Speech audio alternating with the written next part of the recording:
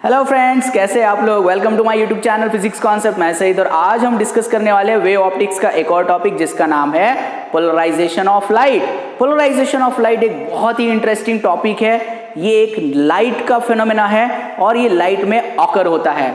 इसे हम नेचर में भी बहुत ज़्यादा ऑब्जर्व करते हैं और बहुत सारी चीज़ें हम लोग उसी के प्रिंसिपल पर यूज़ करते हैं। जैसे कि आप लोग सन गॉगल्स पहनते होंगे, आपने ऑब्जर्व किया होगा कि सन गॉगल्स की जो प्राइस होती है वो बहुत अलग अलग प्राइस होती है। लेकिन वो अलग अलग प्राइस क्यों होती है? क्या सिर्फ ब्रांड उसका क्या सिर्फ उसका ब्रांड मायने रखता है या फिर कुछ उसमें अलग होता है? इसके अलावा अगर मैं आपको एक और एग्जांपल बताऊं तो हम जब लैपटॉप पे काम कर रहे होते हैं तो एक इंसान जब लैपटॉप के सामने बैठा होता है तो बड़े आसानी से स्क्रीन को ऑब्जर्व कर सकता है।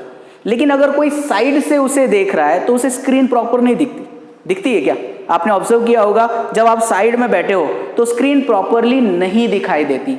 इसके अलावा भी मैं आपको एक एग्जाम्पल बताता हूँ। जब कार की हम बात करते हैं, जैसे कि अगर कोई मर्सिडीज कार है, ऑडी कार है या कोई बहुत ही इंपॉर्टेंट कार है, यानी बहुत ज़्यादा महंगी कार है, तो उसके जो लाइट होते हैं हेडलाइट्स, तो हेडलाइट्स जब पड़ते हैं तो डायरेक्ट रोड पर पड़ते हैं, डायरेक्ट रास्ते पर एकदम। ओके, अगर यार डोमेस्टिक लेवल पर कोई गाड़ी की बात करें तो उसकी लाइट ठीक है रास्ते पर तो पड़ती है, लेकिन और भी बहुत सारी जगह पर पड़ती है। इसके अलावा भी अगर हम देखें तो अगर आप कोई अच्छी गाड़ी में बैठे होगे बेसिकली, या आप प्लेन में गए होगे, तो प्लेन के विंडो से जो धूप आती है बेसिकली उसका ना चटका नहीं लगता। चटका इन द मीन्स वो ज़्यादा हमें जलाती नहीं है, राइट। बहुत ही माइल्ड सी वो धूप होती है। ओके, तो ये सारी चीज़ें जो होती है बेसिकली, इसका आज हम लोगों को साइंटिफिक रीज़न मिल जाएगा, इसका आज हमें साइंटिफिक आंसर मिल जाएगा। तो ये वीडियो आप लास्ट तक देखिए। ओके, और पिछला वीडियो जो हमारा डिफ्रैक्शन ऑफ लाइट का था, अगर आप लोगों ने नहीं देखा होगा तो प्लीज़ जाकर डिफ्रैक्शन ऑफ लाइट का वीडियो देख लीजिए, उसका लिंक मैं डिस्क्रिप्शन में दे दूंगा। तो लाइट को जब हम लोग बात करते हैं कि light, polarisation of light, topic का नाम ही हमारा क्या है? Polarisation of light. तो पोलराइजेशन ऑफ लाइट के लिए हमें लाइट को स्टडी करना होता है। स्टार्टिंग में ही वेव ऑप्टिक्स जब हम स्टडी कर रहे थे तो हमने स्टडी किया था हाइजन का फिनोमेना, हमने न्यूटन कार्पस्कुलर थ्योरी स्टडी की थी, मैक्सवेल की इलेक्ट्रोमैग्नेटिक वेव थ्योरी स्टडी की थी। हाइगन क्या कहते हैं? हाइगन कहते हैं कि लाइट एक तरह की मैकेनिकल वेव होती है, मतलब लॉन्गिट्यूडिनल वेव होती है, राइट। हाइगन क्या कहते हैं? हाइगन की थ्योरी क्या कहती है? Huygens theory of light, Huygens की थ्योरी ऑफ लाइट कहती है कि लाइट एक लॉन्गिट्यूडिनल वेव्स होती है और जिसे प्रोपैगेट करने के लिए एक मीडियम की जरूरत होती है। उस समय उन्होंने कहा था कि एक ल्यूमिनिफेरस ईथर होता है, बाद में उसे रॉन्ग कर दिया गया। बेसिकली उसको बताया गया कि कोई ऐसा ल्यूमिनिफेरस ईथर एग्जिस्ट नहीं करता। तो हाइजन कहते हैं कि लाइट क्या होती है? लॉन्गिट्यूडिनल नेचर की होती है, राइट। तो लॉन्गिट्यूडिनल नेचर मतलब हम सबको पता है कि जो वेव्स होते हैं, वेव्स के दो टाइप आते हैं, एक आता है ट्रांसवर्स नेचर और एक आता है लॉन्गिट्यूडिनल नेचर। तो ट्रांसवर्स नेचर अगर हम बात करें वेव्स की बात अगर हम लोग कर रहे हैं यहाँ पर, तो एक होती है लॉन्गिट्यूडिनल वेव, और एक होती है ट्रांसवर्स नेचर वेव। अभी हम बात करने वाले हैं बेसिकली पोलराइजेशन ऑफ लाइट की। तो पोलराइजेशन ऑफ लाइट के लिए हम लोगों को लाइट के ट्रांसवर्स नेचर की जरूरत होती है। कौन से नेचर की जरूरत होती है? ट्रांसवर्स नेचर की जरूरत होती है। और लाइट एक ट्रांसवर्स नेचर होती है, ये बताने वाले कौन से साइंटिस्ट थे? चलो बताओ, गैस करो। मैक्सवेल की इलेक्ट्रोमैग्नेटिक वेव थ्योरी। मैक्सवेल का क्या कहना था? मैक्सवेल कहते थे कि लाइट एक इलेक्ट्रोमैग्नेटिक वेव होती है, ओके, जिसमें इलेक्ट्रिक वेक्टर और मैग्नेटिक वेक्टर होते हैं और वो कुछ इस तरह से प्रोपैगेट करते हैं। क्या उनकी डायरेक्शन, जो वेव की डायरेक्शन होती है, ये दो फील्ड से भी परपेंडिकुलर होती है। सिंपल, द इलेक्ट्रोमैग्नेटिक वेव, अगर हम बात करें इलेक्ट्रोमैग्नेटिक वेव क्या होती है? Electromagnetic wave, it's a time varying electric and the magnetic field, right. It's propagate in such a way that the electric field and the magnetic field are mutually perpendicular to each other and also they are perpendicular to the direction of propagation। मतलब electric और magnetic field तो एक दूसरे को perpendicular होते ही है, लेकिन जिस डायरेक्शन में वो प्रोपैगेट हो रही है लाइट उसको भी परपेंडिकुलर होते हैं। मतलब अगर मान लेते हैं ये डायरेक्शन ऑफ प्रोपैगेशन है, राइट, तो ये होगा हमारा इलेक्ट्रिक वेक्टर जिसको हम E से डिनोट करते हैं, और ये होगा हमारा मैग्नेटिक वेक्टर जिसको हम B से डिनोट करेंगे।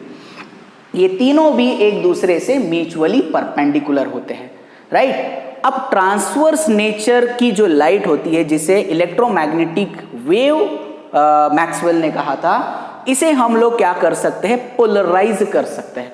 अब पोलराइज करना मतलब क्या, देखिए लाइट जो सोर्स होता है या फिर लाइट हम लोग जो कंसीडर करते हैं, तो लाइट का जो सोर्स होता है, लाइट के सोर्स में बहुत ज़्यादा क्या होते हैं, बेसिकली छोटे छोटे एटम्स होते हैं, और वो जब ऑसिलेट करते हैं तो वो ऑल पॉसिबल डायरेक्शन में क्या होते हैं, वाइब्रेट होते हैं। यानी electric vectors all possible direction में क्या हो सकते हैं, जनरेट हो सकते हैं। जैसे कि ऐसे ऐसे भी जनरेट हो सकते हैं, ऐसे ऐसे भी जनरेट हो सकते हैं, ऐसे ऐसे भी जनरेट होते हैं, ऐसे भी, यानी ऑल पॉसिबल डायरेक्शन में इलेक्ट्रिक वेक्टर क्या होते हैं, जनरेट होते हैं। और ये इलेक्ट्रिक वेक्टर हमारे आंखों के लिए सेंसिटिव होते हैं। तो हम इन इलेक्ट्रिक वेक्टर को किसी एक प्लेन में वाइब्रेट करने के लिए मजबूर कर सकते हैं या रिस्ट्रिक्ट कर सकते हैं, और इसी कॉन्सेप्ट को कहा जाता है पोलराइजेशन। समझ रहे हैं आप पोलराइजेशन का मतलब क्या? लाइट एक इलेक्ट्रोमैग्नेटिक वेव है जो कि मैक्सवेल ने कहा था। अगर लाइट इलेक्ट्रोमैग्नेटिक वेव है तो उसमें इलेक्ट्रिक और मैग्नेटिक फील्ड है, ठीक है। इलेक्ट्रिक वेक्टर जो होते हैं ये ऑल पॉसिबल डायरेक्शन में वाइब्रेट होते हैं, ओके, ठीक है। और अगर हम चाहे तो इन इलेक्ट्रिक वेक्टर्स को किसी एक डायरेक्शन में वाइब्रेट करने के लिए मजबूर यानी रिस्ट्रिक्ट कर सकते हैं, और इसी फेनोमेना को कहा जाता है polarisation of light. Okay, so it is a restriction of the electric vector in a particular plane of vibration is called as a polarization of light. इसी को हम लोग कहते हैं पोलराइजेशन ऑफ लाइट। तो लाइट को हम इस तरह से पोलराइज करने वाले हैं। सो आप यहां तक क्लियर है हम लोगों को? ओके, हाइजेंस की थियरी तो खैर वो वहां पर फेल हो चुकी थी कि हम लोग हाइजेन की थियरी से लाइट को पोलराइज, यानी अगर हम हाइजेन की थियरी के थ्रू जाएंगे तो हम लाइट को पोलराइज नहीं कर पाएंगे। क्यों? क्योंकि हाइजेन की थियरी कहती है कि लाइट लॉन्गिट्यूडिनल वेव है, ओके, और लॉन्गिट्यूडिनल वेव को हम पोलराइज नहीं कर सकते हैं। ओके, तो आगे देखते हैं हम लोग कि किस तरह से हम लोग लाइट को पोलराइज कर सकते हैं। अब आंखों को, हमारे जो लाइट को अगर हम लोगों को पोलराइज करना है, या जो सामने से हमारे जो लाइट आ रहे हैं बेसिकली वो ऑल पॉसिबल डायरेक्शन से वाइब्रेट होने वाली लाइट होती है, राइट। ये जो ऑल पॉसिबल डायरेक्शन से वाइब्रेट होने वाली लाइट होती है इसे हम कहते हैं अनपोलराइज लाइट। क्या कहते हैं इसे? ओके, तो देखिए ये जो लाइट सोर्स है, सपोज ये हमारा एक लाइट सोर्स है, तो लाइट सोर्स क्या होता है, ऑल पॉसिबल डायरेक्शन में क्या करता है, इलेक्ट्रिक वेक्टर्स को क्या करता है, ऑसिलेट करवाता है। यानी इलेक्ट्रिक वेक्टर ऐसे भी जनरेट हो सकता है, ऐसे भी जनरेट हो सकता है, ऐसे भी जनरेट हो सकता है, राइट, इस तरह से भी वाइब्रेट कर सकता है, इस तरह से भी वाइब्रेट कर सकता है। तो ये ऑल पॉसिबल डायरेक्शन में क्या करता है, वाइब्रेट करता है। यानी ऑल पॉसिबल डायरेक्शन में वेव्स ट्रैवल करेंगी, ऐसी ऐसी भी जाएगी, ऐसी ऐसी भी जाएगी, ऐसी ऐसी भी जाएगी। सामने से बता देता हूँ, देखो ऐसी ऐसी भी वेव जाएगी, ऐसी भी वेव जाएगी, ऐसी भी वेव जाएगी, ऐसे भी जाएगी। ऑल पॉसिबल डायरेक्शन में वेव क्या हो सकती है, ट्रैवल कर सकती है। लेकिन हमें ऑल पॉसिबल डायरेक्शन की वेव नहीं चाहिए होती, हमें उसे रिस्ट्रिक्ट करना होता है कि भाई किसी एक डायरेक्शन में तुझे जाना है। ओके, तो इसके लिए बेसिकली यहां पर ये वाली लाइट, इसको हम क्या कह रहे हैं, बेसिकली ये जो ऑल पॉसिबल डायरेक्शन में वाइब्रेट हो रहा है इलेक्ट्रिक वेक्टर, ये सारे इलेक्ट्रिक वेक्टर है, याद रखना आपको। ओके, तो इसे कहते हैं unpolarised light. Unpolarised light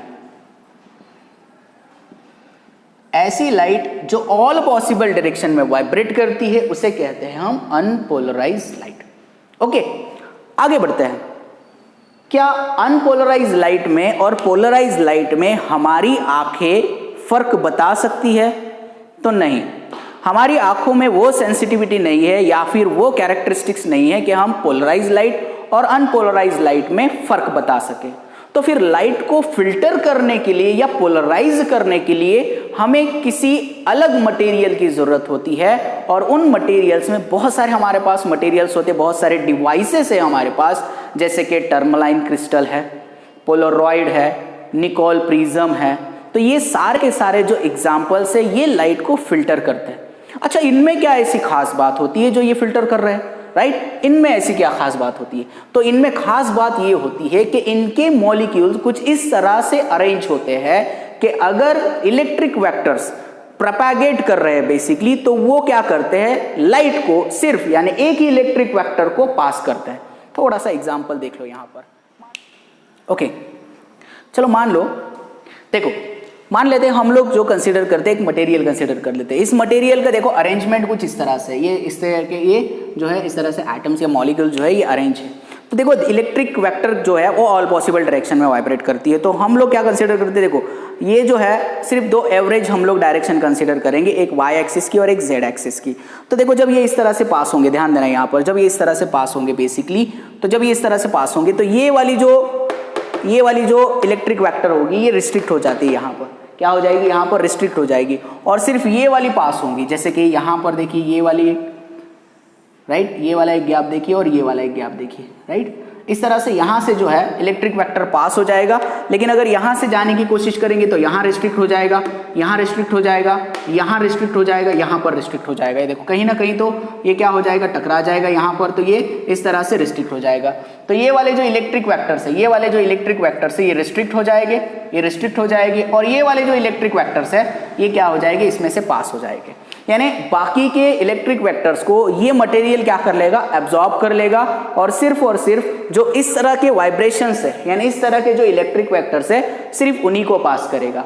okay, तो ये खास बात होती है इन तरह के डिवाइसेस में, जैसे मैं बात कर रहा हूं टर्मलाइन क्रिस्टल ले लीजिए, या फिर पोलराइड ले लीजिए, या निकोल प्रिज्म ले लीजिए। ओके, तो चलो हम लोग देख लेते हैं यहाँ पर इसका एक छोटा सा एक्सपेरिमेंट करके देख लेते हैं कि किस तरह से लाइट यहाँ पर पास होती है थ्रू पोलराइड और निकोल प्रिज्म। ओके, तो चलो ये रफ कर लेते हैं हम लोग। I hope you understand this concept. Okay, क्योंकि कुछ स्टूडेंट कहते हैं कि सर ऐसे कैसे हो रहा है कि इसमें से पास हो जा रही है लाइट, इसमें से रिस्ट्रिक्ट हो जा रही है। तो ये इनमें एक फर्क होता है, ये आपको याद रखना है। तो ये लाइट क्या है, अनपोलराइज लाइट है। मान लो ये हमारी डायरेक्शन ऑफ प्रोपैगेशन है। ओके, अब यहाँ से ये इलेक्ट्रिक वेक्टर अनपोलराइज लाइट है, ठीक है, ये वाली जो लाइट है ये अनपोलराइज लाइट है। मान लो यहाँ पर हम एक पोलराइड लेते हैं। पोलराइड क्या होता है, तो पोलराइड एक तरह का क्रिस्टलाइन सब्सटेंस होता है, राइट, जिसमें मॉलिक्यूल्स की अरेंजमेंट कुछ इस तरह से होती है कि वो इलेक्ट्रिक वेक्टर को एक ही डायरेक्शन में क्या करता है, पास करवाता है। ओके, और मान लो ये इस तरह से इसके ऑप्टिकल एक्सिस है, इसको ऑप्टिकल एक्सिस कहते हैं या क्रिस्टलोग्राफिक एक्सिस भी कहते हैं।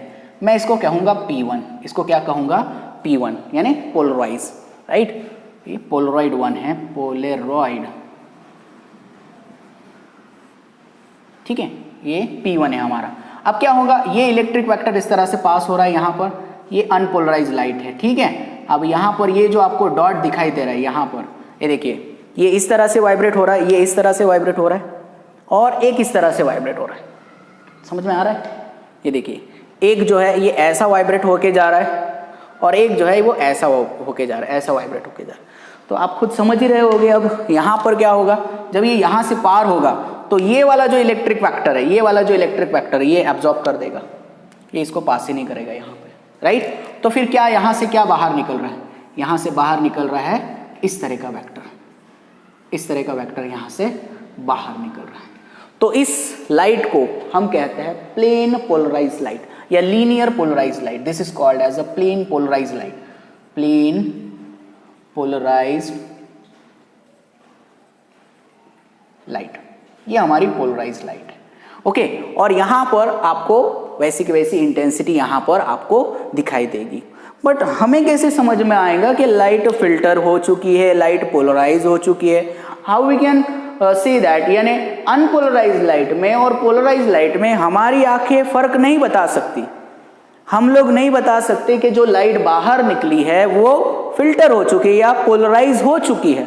तो इसे चेक करने के लिए हम एक और पोलराइड यूज करते हैं, उसको हम कहते हैं एनालाइजर। वो भी एक तरह का पोलराइड ही है, कोई इसमें नई बात नहीं है, ये सेम ही पोलराइड होता है। तो अगर मान लो मैं इसको एक और पोलराइड यहां से लगा दूं, ओके ध्यान से देखिए जरा, ये एक और पोलराइड लगा दिया, इसका भी क्रिस्टलोग्राफिक एक्सिस या फिर ऑप्टिक एक्सिस इसको कहते हैं। ये हमारा P2 है और इसको हम एनालाइजर कहते हैं, एनालाइजर। तो एनालाइजर एक्चुअली क्या है, एक तरह का पोलरॉइड ही होता है। ओके, तो सिर्फ हम चेक करने के लिए देखते हैं। अगर मान लीजिए यहाँ से लाइट आपको यहाँ पर आते हुए दिखाई दे रही है, मतलब यहाँ पर आपको इंटेंसिटी दिखाई दे रही है, यहाँ पर लाइट अगर आपको दिखाई दे रहा है तो आप समझ जाना है यहाँ पर लाइट फिल्टर हो गई है। नहीं, अभी नहीं, अभी नहीं, रुको। अब क्या करना है आपको, अब ये अगर ऐसा है तो यहाँ पर तो कोई फर्क आपको दिखाई नहीं देगा, लेकिन ये मान लो मैं ऐसा कंसिडर करता हूँ, ये हमारा फर्स्ट केस है, ये हमारा पहला केस है। अब ये दोनों पोलरॉइड कैसे है, ये दोनों पोलरॉइड कैसे है, पैरेलल है। तो थीटा, इनके बीच में अगर मैं एंगल बना लूँ तो दोनों के बीच में एंगल कितना है, 1 है। तो ये केस 1 हम कंसिडर कर लेते हैं। ओके, जहां पर थीटा कितना है, दोनों पोलरॉइड के बीच में थीटा की वैल्यू, किधर लिखो यार, किधर लिखो, थीटा की वैल्यू 0 है। ओके, दोनों पोलरॉइड के बीच में, ठीक है। तो यहां पर इंटेंसिटी में कोई फर्क नहीं दिखाई देगा। लेकिन अगर मान लीजिए मैं एक पोलरॉइड को वैसे ही रखता हूं P1 को और P2 को रोटेट करता जाता हूं, ध्यान दो, यहां पर ये P1 है, ये P2 है, और अगर मैं P2 को रोटेट करता जाता हूं ऐसे, और अगर मुझे यहां पर लाइट में फर्क महसूस होने लगा तो समझ जाइए लाइट क्या हो गई है, पोलराइज हो चुकी है। ओके, क्योंकि क्या होगा यहां पर जब आप इसको टर्न करोगे तो ये लाइट क्या होने लगेगी, रुकने लगेगी, और जैसे ये पूरा 90 डिग्री पे आ जाएगा, पूरा 90 डिग्री पे आ जाएगा तो यहां पर क्या आ जाएगा, पूरे तरह से डार्कनेस आ जाएगा। मतलब क्या होगा, यानी ये हमारा केस 2 हो जाएगा। केस 2 में हम कंसीडर करेंगे ये अनपोलराइज लाइट। थोड़ा फटाफट मैं ड्रॉ कर रहा हूं, इसलिए डायग्राम थोड़ी सी गड़बड़ हो सकती है, तो आप यहाँ पर अच्छे से समझ लीजिए इस चीज़ को मैं क्या बताने की कोशिश कर रहा हूँ। ये हमारी अनपोलराइज लाइट है, this will be unpolarize light, ये अनपोलराइज लाइट है, ये हमारा पहला पोलरॉइड है, ये इसका ऑप्टिलोग्राफिक एक्सिस है, ठीक है, और ये दूसरा पोलरॉइड है, और दूसरा पोलरॉइड मैं इस तरह से रख रहा हूँ, बेसिकली उसको हम इस तरह से रख रहे हैं, राइट। तो आप समझ गए होंगे मैंने किस तरह से इसे रखा है। तो ये 90 डिग्री पे रखा है। Now theta between them is 90 degree, तो यहाँ पर आएगी कोई लाइट नहीं, नो लाइट, नो लाइट। इस तरह से यहां तक तो पोलराइज लाइट आ चुकी थी, कोई मसला नहीं, कोई दिक्कत नहीं। लेकिन यहां पर लाइट आएगी क्या, नहीं आएगी यार, यहां पर अब्स्ट्रैक्ट हो जाएगी, क्योंकि हमने क्या कर दिया, इसको 90 डिग्री से रोटेट कर दिया है। और अगर इस तरह का एक्सपेरिमेंट करके हमने देख लिया तो हम समझ जाते हैं कि भाई लाइट पोलराइज हुई है या नहीं हुई। मतलब ये कि अगर आपको चेक करना है लाइट पोलराइज है या नहीं है तो आपको दूसरा पोलरॉइड भी लगता है चेक करने के लिए। क्लियर है यहां तक, राइट। ये दो केस क्लियर है। तो पोलराइड समझ आ रहा है आप लोगों को, पोलराइड और किस तरह से लाइट फिल्टर की जा रही है। ओके, तो इस तरह से ये पोलराइड जो होता है जिसमें जो क्रिस्टल्स होते हैं, राइट, जो मॉलिक्यूल्स होते हैं वो पर्टिकुलर डायरेक्शन में अलाइन होते हैं ताकि वो लाइट को एक ही डायरेक्शन में क्या करते हैं, पास करते हैं, और उसी को हम यूज करते हैं लाइट को फिल्टर करने के लिए। क्लियर है, चलो आगे बढ़ते हैं। अब देखो केस 1 में हमने देख लिया कि अगर पोलराइड ऐसे दोनों सेम सेम है। अच्छा, एक सवाल मेरे मन में आ गया। देखो अगर ये पोलराइड ऐसे है, ठीक है, कोई प्रॉब्लम नहीं। अगर मैं दोनों को एक साथ घुमाऊं इस तरह से, तो क्या आपको लाइट की इंटेंसिटी मिलेगी या नहीं मिलेगी, मिलेगी या नहीं मिलेगी, बिल्कुल मिलेगी। देखो लाइट ऑल पॉसिबल डायरेक्शन में वाइब्रेट हो रही है, लाइट ऐसे भी वाइब्रेट हो रही है, लाइट ऐसे भी वाइब्रेट हो रही है, लाइट ऐसे भी वाइब्रेट हो रही है। तो अगर मैं दोनों को इस तरह से रोटेट करूंगा तो ऐसे वाले इलेक्ट्रिक वेक्टर जाएंगे वहां से, ऐसे वाले अभी कैसे जा रहे हैं, ऐसे वाले इलेक्ट्रिक वेक्टर जा रहे हैं। लेकिन जब मैं दोनों को इस तरह से घुमाऊंगा तो ऐसे वाले इलेक्ट्रिक वेक्टर पास होंगे या नहीं होंगे, बिल्कुल होंगे, राइट। तो अगर आप दोनों को साइमल्टेनियसली कैसे भी घुमाते हो, साइमल्टेनियसली पर, तो साइमल्टेनियसली अगर हम दोनों को घुमाते हैं तो यहां पर आपको लाइट में कोई वेरिएशन नहीं दिखाई देगा, राइट। लाइट आराम से फिल्टर हो जाएगी या पोलराइज हो जाएगी। खैर, और अगर हम 90 डिग्री पे घुमाएंगे तो क्या होगा, इंटेंसिटी धीरे धीरे, अगर हम इस तरह से घुमाएंगे धीरे धीरे तो इंटेंसिटी कम होगी कम होगी कम होगी, और 90 डिग्री पे पूरी तरह से क्या हो जाएगी, 0 हो जाएगी। और अगर फिर से घुमाएंगे तो इंटेंसिटी धीरे धीरे बढ़ने लगेगी, 180 डिग्री पर फिर से इंटेंसिटी मैक्सिमम हो जाएगी, और इसी तरह से ये चक्कर चलता रहेगा। क्लियर है। अब ये 2 पॉइंट क्लियर हो गए आप लोगों के। चलो अगला पॉइंट देखते हैं, थर्ड केस देखते हैं कि यहां पर तो हम लोगों को समझ में आ गया कि 90 डिग्री और 0 डिग्री का।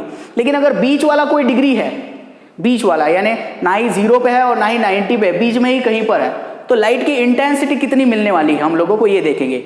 और यही एक्चुअली होता है हमारा मालस लॉ। ओके, तो मान लेते हैं फिर से यही हमारा है अनपोलराइज लाइट, इस तरह से ये है अनपोलराइज लाइट, ये हमारा केस 3 चल रहा है। ओके, इसमें हम लेने वाले हैं एक पोलराइड जो कि रहेगा वर्टिकली एक्सिस पे इस तरह से। ओके, यहाँ से पास होगी ये अनपोलराइज लाइट, इसमें ये डॉट दिखा दीजिए। यहाँ से मिल गई एक फिल्टर वाली लाइट यानी पोलराइज लाइट, जिसको आप प्लेन पोलराइज भी कह सकते हो। ये हमारी सपोज स्क्रीन है और इसके सामने मैंने एक पोलराइड रख दिया है जो कि इस तरह से एंगल बदल रहा है या थीटा इतने एंगल पे है। ये एग्जैक्टली वर्टिकल नहीं है, बिल्कुल भी वर्टिकल नहीं है, ध्यान देना है आप लोगों को। This is not vertical. Okay, ये वर्टिकल नहीं है, बिल्कुल भी वर्टिकल नहीं है। ये क्या है, बेसिकली एक पर्टिकुलर डायरेक्शन में टिल्ट हो रखा है। ओके, तो अगर यहाँ की इंटेंसिटी क्या कहता है, बेसिकली मालोस लॉ यहाँ पर आता है हमारे पास, राइट। और केस यहाँ पर तीसरे केस में क्या कहता है कि देखो बेसिकली यहाँ से जो इंटेंसिटी पास होती है, मान लो यहाँ पर जो इंटेंसिटी मिली है वो है आपकी आई नॉट। कितनी इंटेंसिटी है प्लेन पोलराइज लाइट की? इंटेंसिटी आई नॉट है।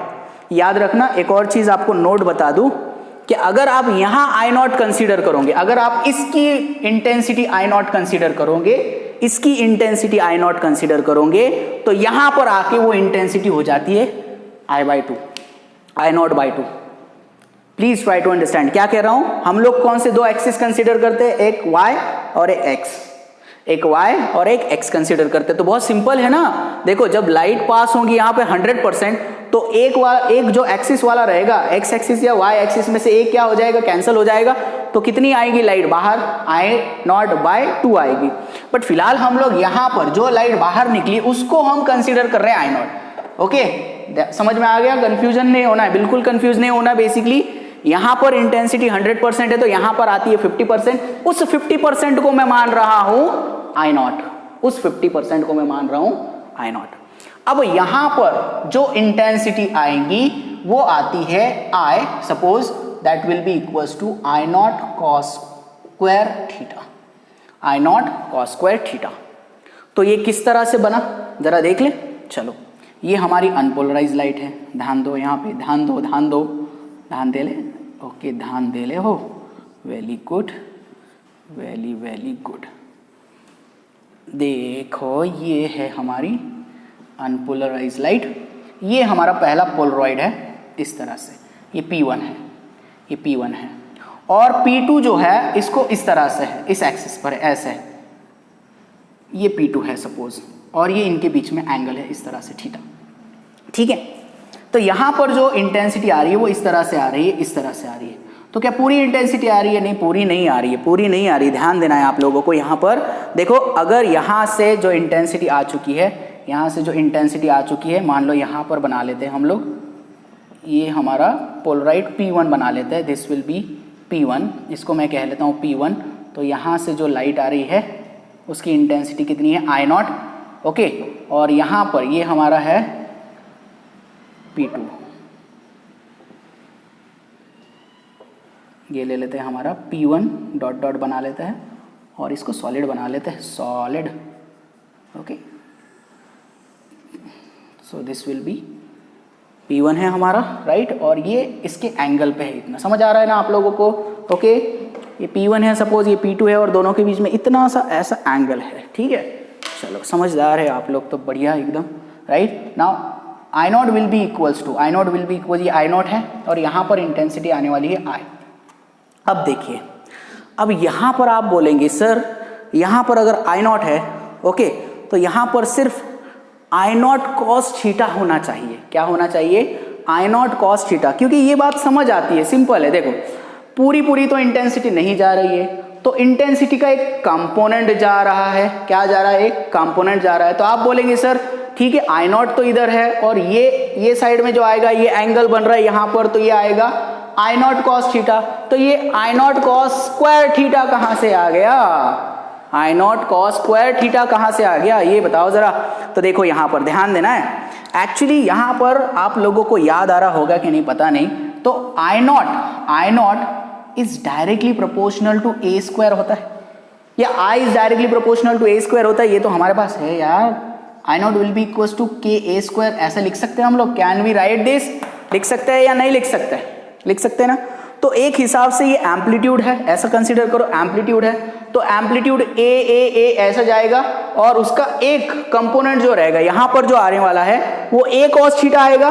कौन सा आएगा? यहाँ पर जो पास होके निकला है ये कितना निकला है? ए कॉस थीटा है, राइट। इसका एम्पलीट्यूड अगर ए है तो ये जो बाहर निकला है इसका एम्पलीट्यूड कितना होगा? ए कॉस थीटा होगा, क्योंकि ये क्या है? कंपोनेंट है ए का। तो इसका मतलब ये है अगर यहाँ की इंटेंसिटी आई है तो I directly proportional to amplitude का स्क्वायर, पर इसका एम्पलीट्यूड कितना है यहाँ पर? ए कॉस थीटा, और उसका क्या लेंगे हम? स्क्वायर लेंगे। तो I will be equals to K A square cos square theta हो गया यहाँ पर। तो I will be equals to यहाँ पर देखो के ए स्क्वायर की वैल्यू कितनी है? के ए स्क्वायर की वैल्यू कितनी है? आई नॉट है, डाल दो value. That will be equals to I not cos square theta. Clear है? क्लियर है? कोई डाउट यहाँ पर? बहुत ही सिंपल सा कॉन्सेप्ट है। तो ये हमारा थर्ड केस है और इसी को कहते हैं Malus law. This is called as Malus law.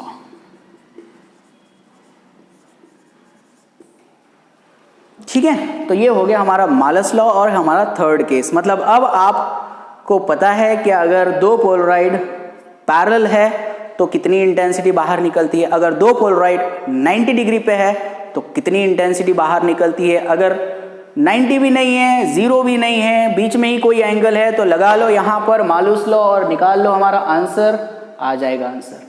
Clear है? आई होप यहाँ तक आप लोगों को क्लियर हो चुका होगा। तो अब जैसे मैं बात कर रहा था कि स्टार्टिंग में जो मैंने एग्जांपल्स दिए थे तो वो एग्जांपल्स अब हम क्लियर कर लेते हैं यहाँ पर, यानी एप्लीकेशन ऑफ पोलराइड देख लेते हैं कि पोलराइड का क्या क्या यूज होता है। ओके, और उसके बाद फिर एक पॉइंट देख लेंगे हम लोग, ठीक है, यूजेस ऑफ पोलराइड।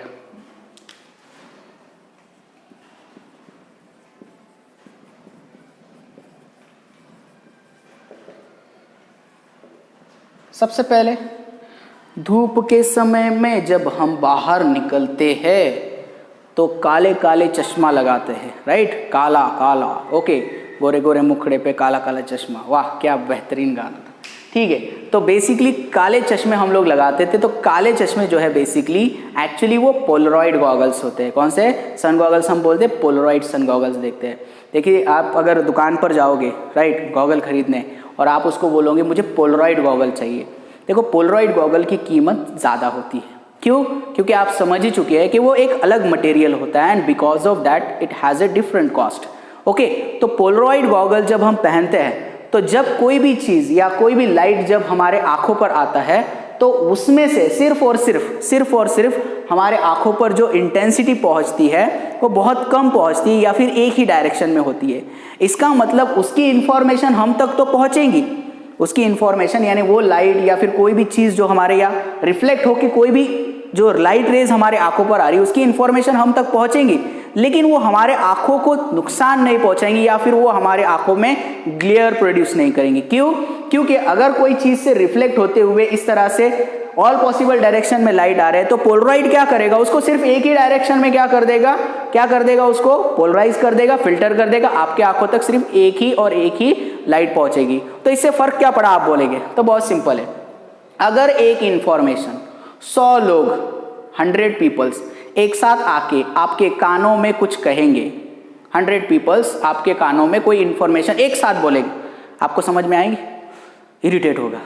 लेकिन अगर वो 100 में से एक इंसान भी आपके सामने आके बोल देता है तो आपको इंफॉर्मेशन आराम से समझ में आ जाती है। और यही केस होता है पोलराइज लाइट का, यानी पोलराइड का, जो कि हम सन गॉगल्स में यूज करते हैं। तो पहला यूज हो गया इसका, that the polaroid are use in sun goggles to avoid the glare, next, गाड़ियों की हेडलाइट्स में उसको यूज किया जाता है। स्टार्टिंग में मैंने आपको बता दिया, अब आप समझ चुके होंगे, लाइट ऑल पॉसिबल डायरेक्शन में नहीं जाएगी, एक पर्टिकुलर डायरेक्शन में क्या हो जाएगी? प्रोपैगेट होगी। इसलिए हम लोग उसको in headlights of the vehicles. Next, aeroplane के विंडोज में, in the windows of aeroplane समझ गए होंगे, बोलेंगे इतना महंगा टिकट खरीदा है और खिड़की से धूप आ रही है और चटके लग रहे हैं। ओके नेक्स्ट, लैपटॉप्स की स्क्रीन पे। ओके देखो ये कमाल का कॉन्सेप्ट है ना, कितना जबरदस्त कॉन्सेप्ट है। लैपटॉप की स्क्रीन पर जब हम लोग कोई पिक्चर देख रहे होते हैं या कुछ भी, बेसिकली हम लोग जब कोई देखो लैपटॉप एक्चुअली क्या होता है, लैपटॉप एक हमारा पोर्टेबल डिवाइस है या पोर्टेबल चीज़ होती है, राइट। हम लोग उसको कहीं पर भी पब्लिक में लेके जाके ओपन करके खोल के काम कर सकते हैं। पर कभी कभी क्या होता है हम लोगों को हम लोगों को बैंक्स के कुछ काम करने होते हैं, या फिर आप फेसबुक अकाउंट देख रहे हो या फिर कोई लॉगिन वगैरह कर रहे हो, तो बेसिकली तो ऐसी जगहों पर क्या होता है, थोड़ा सा सिक्योरिटी का मामला आ जाता है। तो सिक्योरिटी का मामला, इसका मतलब ये है कि आपको तो वो चीज़ दिखनी चाहिए, लेकिन जो आसपास बैठे उन लोगों को वो चीज़ नहीं दिखनी चाहिए। इसलिए एक पोलराइड जो होता है लैपटॉप की स्क्रीन पर लगा दिया जाता है। वो पोलराइड क्या करता है, लाइट को सिर्फ और सिर्फ सामने की तरफ भेजता है, इधर की रिस्ट्रिक्ट, सामने की तरफ।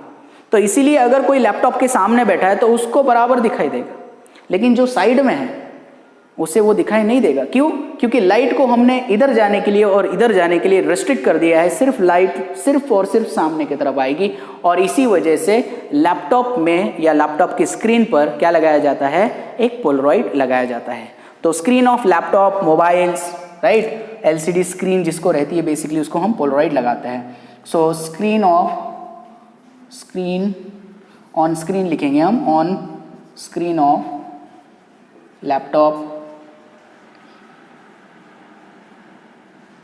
लैपटॉप्स, उसके बाद mobile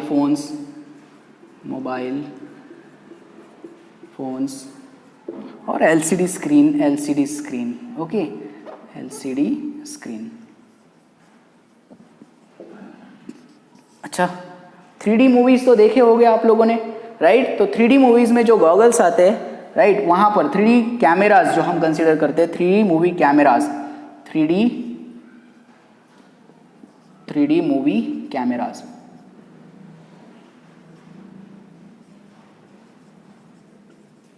okay, 3D movie cameras में भी उनका यूज किया जाता है। तो ऐसे तो बहुत सारे इसके एप्लीकेशंस और भी है, राइट, और बहुत सारे एप्लीकेशन आपको देखने को भी मिलेंगे। ओके, तो आई होप आप लोगों को यहाँ तक यूजेस ऑफ पोलराइड समझ में आ गया होगा। ओके, तो आगे डिस्कस कर लेते हैं एक छोटा सा एक टॉपिक, राइट, जिसे हम कहते हैं ब्रिस्टल्स लॉ, जो कि पोलराइजेशन बाय रिफ्लेक्शन होता है।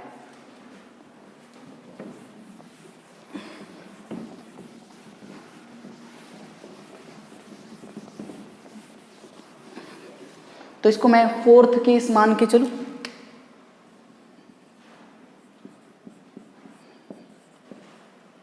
Polarization by reflection,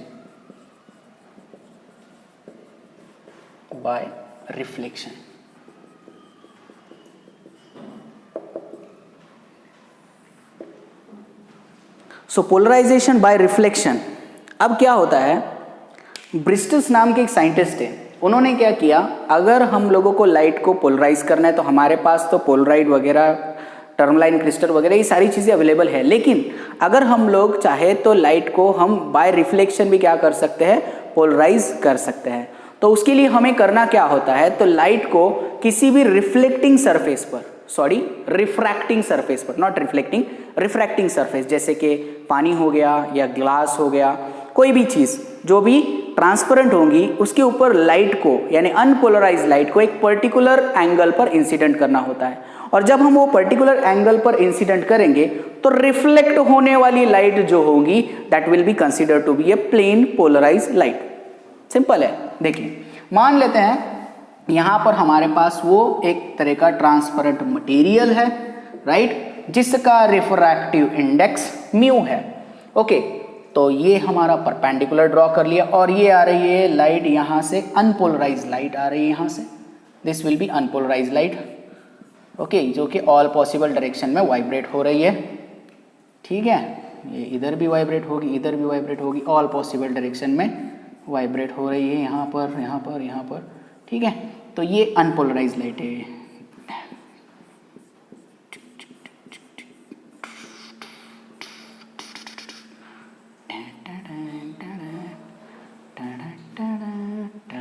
Okay, so this is what unpolarized light, unpolarized light, okay, unpolarized, okay। तो अब ये जो मीडियम है बेसिकली, ये मीडियम, इसका रिफ्रैक्टिव इंडेक्स है μ2, तो डेफिनेटली यहाँ पर जो ट्रांसपेरेंट मटेरियल है तो उससे रिफ्लेक्शन भी होने वाला है और रिफ्रैक्शन भी होने वाला है। तो ये हो गया यहाँ से रिफ्लेक्शन, राइट, क्या हो गया यहाँ से रिफ्लेक्शन, और ये हो गया रिफ्रैक्शन, ठीक है। तो बेसिकली क्या होता है, यहां पर भी लाइट आती है और यहां से भी लाइट जाती है। यहां पर कुछ हद तक लाइट क्या हो जाती है, पोलराइज हो जाती है। क्यों?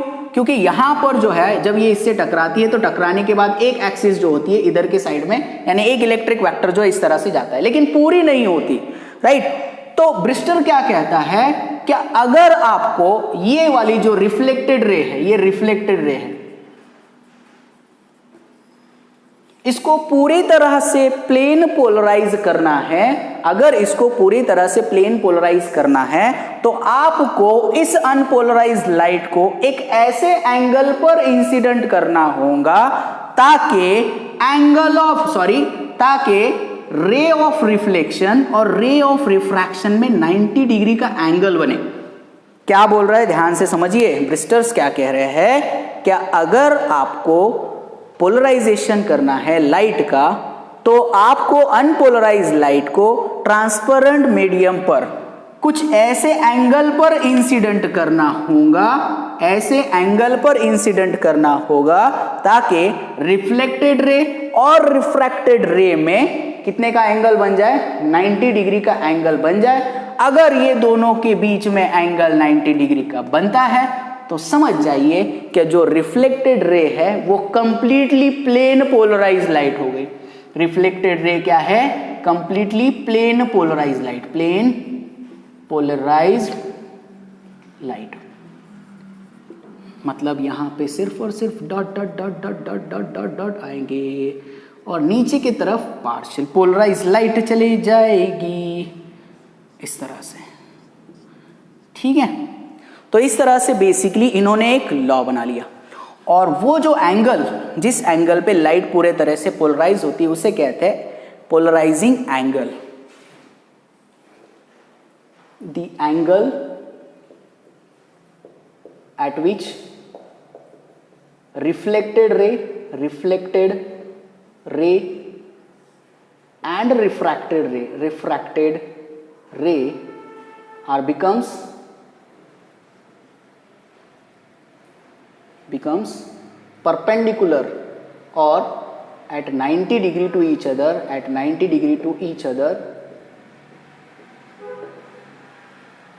that angle, or the angle is called, the angle at which the reflected ray and the refracted ray are becomes perpendicular or at 90 degree to each other is called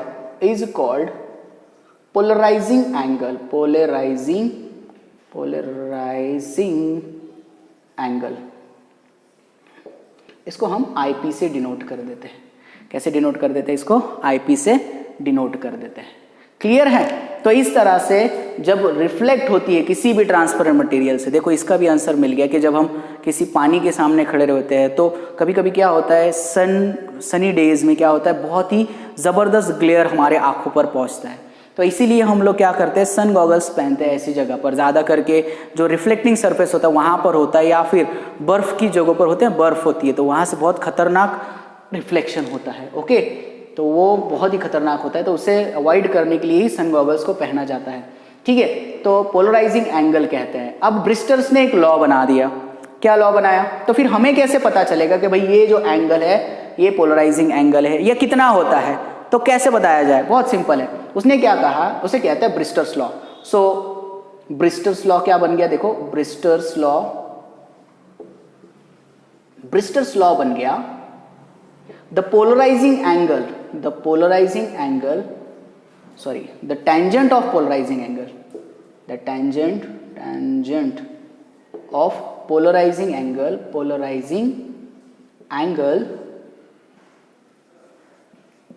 is equal to the refractive index of the material, refractive index of the material. Okay, बहुत simple. क्या बता रहा है ये? tan IP is equal to mu, या n ले लीजिए आप, आपकी मर्जी, आपको जो लेना है वो ले लीजिए. ठीक है, तो इस तरह से हम लोगों को ये मिलता है. तो क्या हम इसको प्रूफ कर सकते हैं? चलो यार फटाफट ये भी कर लेते हैं. चलो यहाँ पर डायग्राम देखिए, प्रूफ कर लेते हैं. यहाँ पर देखिए प्रूफ कर लेते हैं, बहुत सिंपल सा प्रूफ है. सो ये प्रूफ ले लेते हैं, यहाँ पर ही प्रूफ ले लेते हैं. तो क्या कहता है, देखो ये भाई, चलो डायग्राम देखिए. डायग्राम में ये एंगल कितना है, इसको मैं कह रहा हूँ IP. ये एंगल कितना है, R है, रिफ्लेक्शन है, लेकिन हम लोग इसको भी कहेंगे IP. क्यों कह रहे हैं भाई IP? क्यों कह रहे हैं? क्योंकि angle of incidence is equal to angle of reflection, law of reflection में आता है ये, राइट. और ये 90 डिग्री, इसको कहेंगे RP, इसको कहेंगे RP मतलब रिफ्रैक्टेड रे या रिफ्रैक्टेड एंगल हम इसको कहेंगे. तो फ्रॉम फिगर यहाँ पर देखिए ये वाला एंगल, बड़ा वाला एंगल देखिए, ये बड़ा वाला एंगल देखिए, IP 90 RP, IP plus 90 plus RP कितना हुआ 180. सो IP प्लस RP कितना हुआ 90, राइट. तो RP कितना हो गया, RP हो गया 90 माइनस IP. अब लाइट एक मीडियम से दूसरे मीडियम में जा रही है, तो स्नेल्स लॉ तो बनता है यार. चलो स्नेल्स लॉ लगा लो. So according to Snell's law